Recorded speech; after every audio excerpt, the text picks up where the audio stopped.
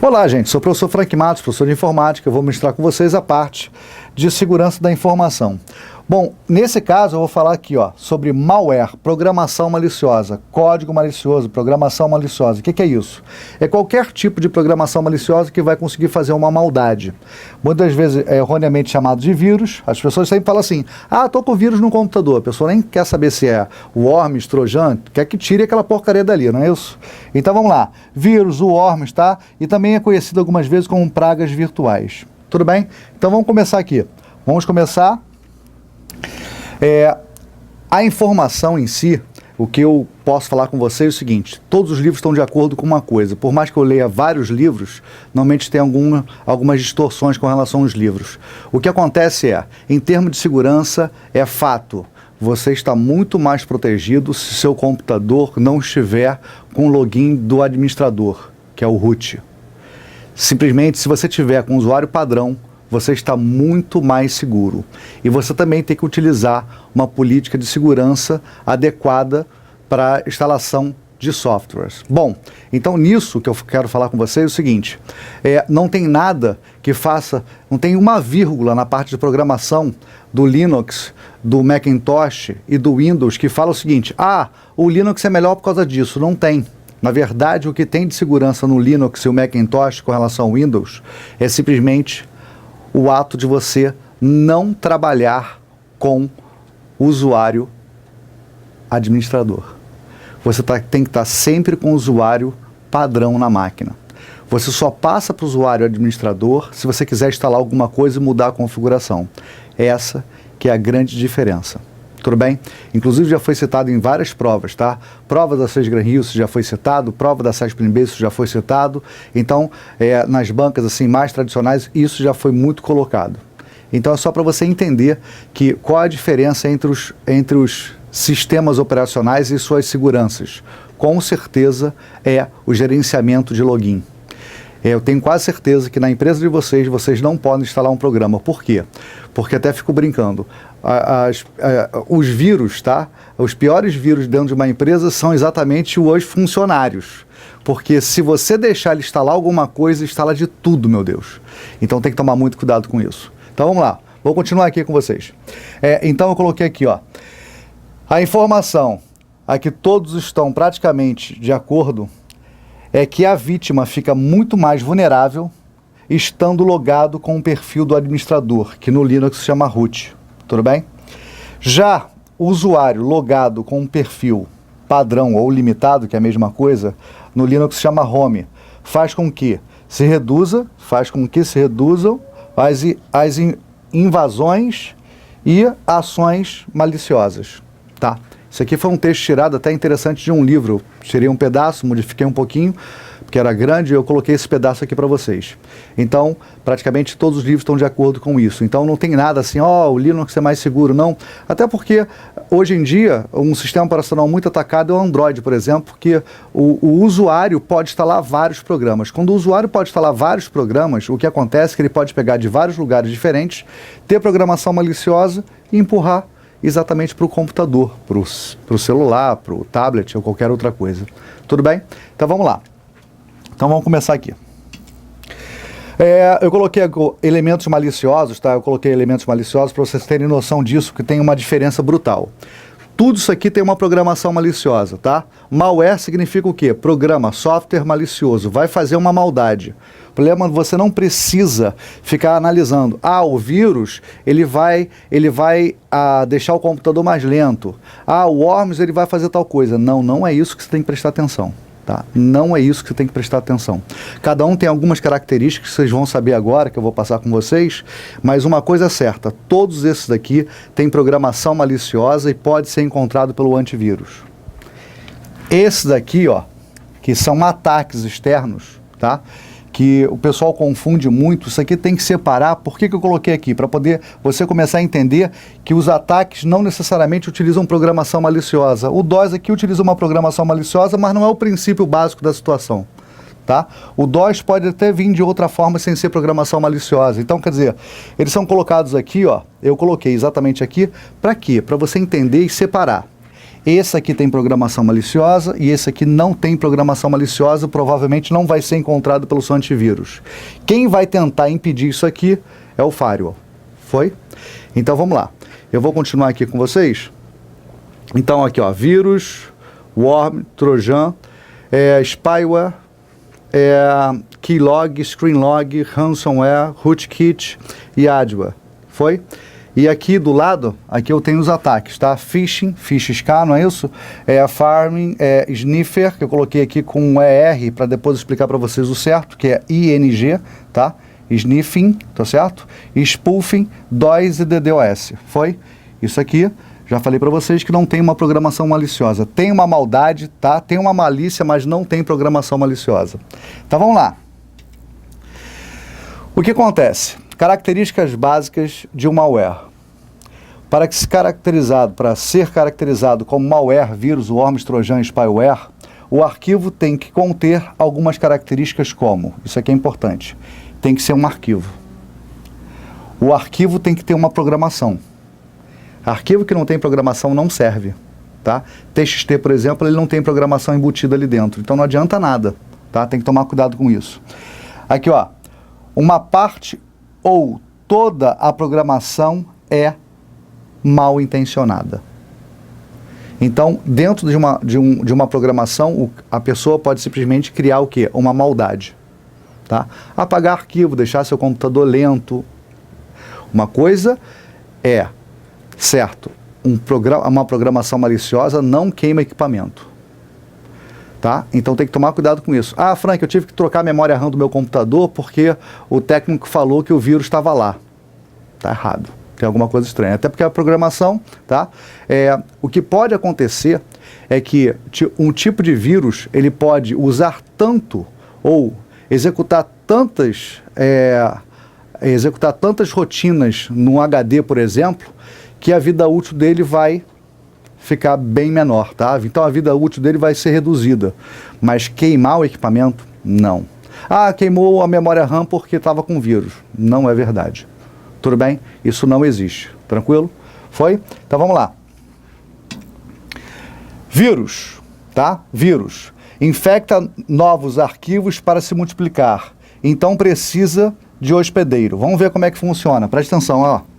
Esta programação maliciosa que está aqui, melhor, vou voltar. Ó. Essa programação maliciosa que está dentro desse arquivo, ele vai infectar outro arquivo. Aqui, ó. Infectou outro arquivo, pegou a programação que está aqui, ou parte dela e jogou, infectou outro arquivo. Aí o que ele vai fazer? Ele vai pegar e vai infectar outro arquivo. Então, nesse caso, ele precisa de hospedeiro. Ah, mas Frank, o que o vírus pode fazer? Qualquer coisa. Qualquer tipo de maldade. Então não é a maldade que você tem que prestar atenção, tá? Não é a maldade que você tem que prestar atenção. Você tem que prestar atenção nas características, tá? E as diferenças entre os elementos maliciosos. Isso que você tem que prestar atenção. Então vamos lá. Então, resumindo, infecta arquivos, tô certo? Ele infectou arquivos, tá? Para se multiplicar. E então precisa de quê? De um hospedeiro. Então, na verdade, ele precisa de hospedeiro, tá? Então, deixa eu até marcar aqui, ó. Ele precisa de hospedeiro. Foi? Então, vamos lá. O que acontece? Vamos para o próximo. Worms ou vermes, também pode chamar de vermes, tá? O worm que está aqui, ou vermes. O que acontece? É um programa que se automultiplica. Como assim ele se automultiplica? Ele não precisa infectar arquivos, tá? O vírus precisa de hospedeiro. Ele não, ele se automultiplica. Ele pega a programação dele e vai criando novos arquivos dentro de pastas, até mesmo em outras pastas onde ele se encontra. Então, olha só. Esta programação maliciosa não vai infectar outros arquivos. Ele vai criar novos arquivos aqui, ó. Ele vai criando novos arquivos. Ele não precisa de outros arquivos para se multiplicar. Ele não precisa infectar outros arquivos. Então, gente, com isso já tem uma diferença brutal. Qual deles? O worms ou simplesmente o vírus que precisa de hospedeiro? O vírus precisa de hospedeiro. Até fico brincando, mas não tem nada de engraçado. O vírus da AIDS precisa do quê? Precisa exatamente de uma célula para se multiplicar, não é isso? Então ele precisa infectar uma célula. Então ele se multiplica fazendo o quê? Infectando, tá? Uma célula. Então vamos lá. Então nesse caso aqui, ó, ele não precisa se multiplicar. Engraçado que num livro antigo que eu vi, ele se multiplica. Lógico que não tem nada a ver com isso, tá? Na parte de biologia, parece que ele troca de sexo, não é isso? Ele troca de sexo para se multiplicar. Então ele se automultiplica. Então por isso que eles colocaram esses nomes. Mas, sinceramente, não vejo muito sentido. Mas vamos lá. Trojan, cavalo de Troia, tá? Trojan, cavalo de Troia significa o seguinte. Você tem vários nomes aqui, tá? Você tem vários nomes, tá? O Trojan é o mais conhecido, o que realmente mais cai em prova, e tem um cavalo de Troia. Aqui, ó. Qualquer tipo de programação maliciosa camuflada. Então tem que tomar cuidado o seguinte, você tem exatamente o elemento que está aqui, olha só o que ele faz, ó. Você pode ter um vírus, um worms, um spyware e pode ter qualquer outro tipo de programação maliciosa. Olha só que interessante. O vírus simplesmente vai estar dentro do arquivo, tá? Ele vai estar dentro do arquivo que está aqui. O worms também vai estar aqui dentro, tá? Tem que tomar cuidado com isso. E um spyware também pode estar aqui dentro. Então, na verdade, você pode ter várias programações maliciosas lá dentro, tá vendo? Então, nesse caso, você pode ter um vírus, um worms, um spyware, e eu coloquei o B aqui porque existem vários nomes para ele. Normalmente é chamado de vírus de backdoor, tá certo? NetBIOS, Backorifice, tem vários nomes colocados para ele.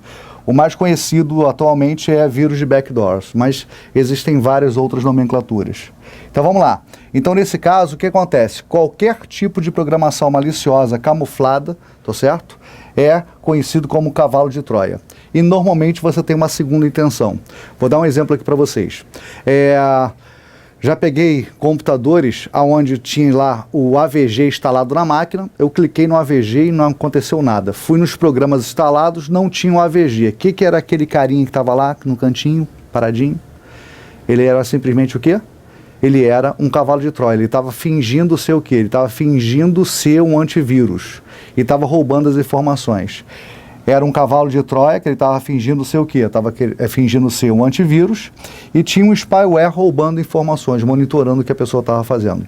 Então é só para você entender que a Trojan, cavalo de Troia, é qualquer tipo de programação maliciosa que tem uma camuflagem e normalmente tem uma segunda intenção. Tá? Normalmente tem uma segunda intenção. Lógico que esse nome foi colocado exatamente, lembra do filme? Cavalo de Troia. Cavalo, tá ali, o cavalo, bonitinho, né? Isso é um presente de grego, né? Colocaram os homens lá dentro, não é isso? Empurraram para dentro do castelo. Os homens saíam do cavalo, não é isso? Abriam as portas do castelo para que pudesse acontecer a invasão. Praticamente é isso, só que tem que tomar cuidado. No passado, tá? No passado, 99% era utilizado com backdoors. Depois vou explicar isso para vocês, tá? Então, calma aí, olha só. Vamos entender. Frank, você então está me dizendo o seguinte, que o cavalo de Troia hoje em dia é utilizado para outras coisas? Sim, porque ficou mais difícil de você conseguir aplicar o backdoor num computador nos sistemas operacionais atuais, tá? Eu li até uma reportagem de elementos especialistas falando o seguinte, hoje em dia está até mais fácil você atacar Macintosh e Linux do que o próprio Windows, tá? Com a parte de backdoors. Então, só para você ter ideia como uma coisa está mudando, tá? Isso está mudando, não é uma coisa assim falar, ah, Frank, de onde você está tirando isso? Se você entrar na Deep Web, você encontra várias informações sobre isso, inclusive listagens de qual programa você vai conseguir invadir o Linux tal, o Linux Kurumin, o Linux Ubuntu, como é que você vai atacar exatamente o que? Um sistema operacional Windows 7, o Windows XP, existem vários programas listados. O problema do Windows XP hoje em dia é que normalmente você tem vários programas que atacam o Windows XP. Normalmente as pessoas não fazem atualização do programa, não é isso? Então automaticamente o que acontece? Fica fácil você instalar o Windows XP. O Vista já fica um pouco mais complicado e o Windows 7 piorou com relação a isso. Os hackers estão com dificuldade de invadir o Windows 7 porque a Microsoft colocou boas ferramentas de segurança que estão ali, tá? Bom, mas nada é 100%. Eles conseguem invadir de qualquer forma. Tudo bem, gente? Então toma cuidado com o seguinte. Você tem aqui, ó, vírus, worms que estão aqui, spyware e o backdoor, que eu coloquei aqui, backdoor para vocês não esquecerem que daqui a pouco eu vou explicar isso para vocês, tá? Eu vou explicar por que normalmente nos livros as informações de um cavalo de Troia normalmente são explicações do backdoor. Porque no passado acontecia isso. No passado, 99% era backdoors. Então, normalmente, quando vocês lêem um texto sobre cavalo de Troia, a explicação é do backdoors. Hoje em dia isso está mudando. Só que ninguém sabe quem é que vai fazer uma prova, quem vai elaborar a prova de vocês. Pode ser uma pessoa mais velha, tô certo? Uma pessoa mais velha, ou simplesmente um jovem que pegou exatamente um livro antigo, que é comum. E lá tem muitas explicações sobre Cavalo de Troia, é a mesma explicação sobre o Backdoors. Mas uma coisa é certa, nos livros mais atuais, Cavalo de Troia é simplesmente uma programação maliciosa camuflada. Então você pode colocar qualquer uma aqui dentro. Vamos lá. Tá vendo? Ó? B aqui é de Backdoors, tá? Spyware. O que acontece? Rouba ou monitora informações no computador da vítima. Então ele rouba ou monitora informações no computador da vítima. Eu coloquei os cookies que estão aqui, mas não são só em cookies não, tá? Existem vários tipos de arquivos que ele pode roubar as informações. Inclusive eu vi uma coisa bem interessante. Eu vi uma coisa escrita que é o seguinte: ele rouba e monitora informações em arquivos no computador da vítima. Então ele está roubando informações dentro de arquivos. Isso é verdade. Tá? Eu gostei dessa explicação. Então vamos lá. Esta programação maliciosa que está dentro desse arquivo, ele vai tentar pegar dados que estão aqui dentro.